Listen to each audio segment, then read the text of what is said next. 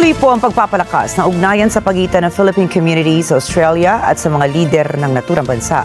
Kamustahin natin si Net25 Australia correspondent Jeneline Despi ukol sa pinakabagong samahang nabuo alang-alang sa pakikisalamuha ng mga kababayan natin doon. Jenna? Inilunsad kamakailan ang Samahang Parliamentary Friends of the Philippines bilang pagsulong sa ugnayang Australia at Pilipinas, partikular sa mga sektor ng resources, energy transition, edukasyon at kalakalan.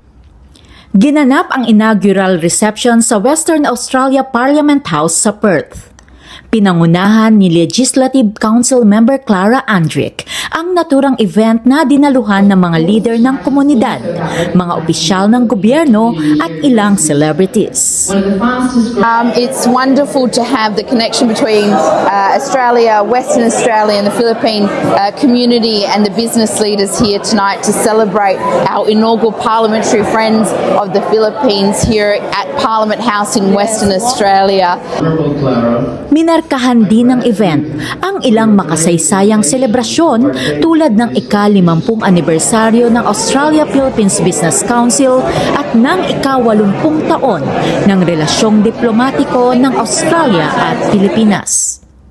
Kasama ang pag-alala sa petsa ng pagbubukas ng unang Consulate General ng Australia sa Manila noong 22 ng Mayo 1946.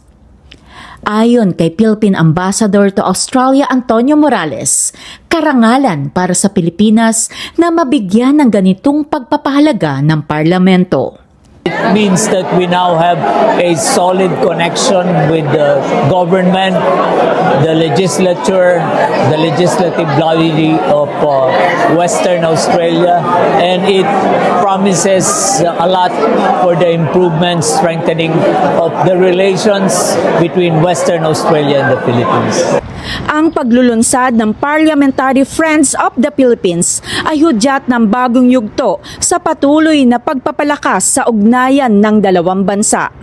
Mula rito sa Perth, Jeneline Despi, Net25 Australia, para sa mata ng Agila International, trusted, connected, on point.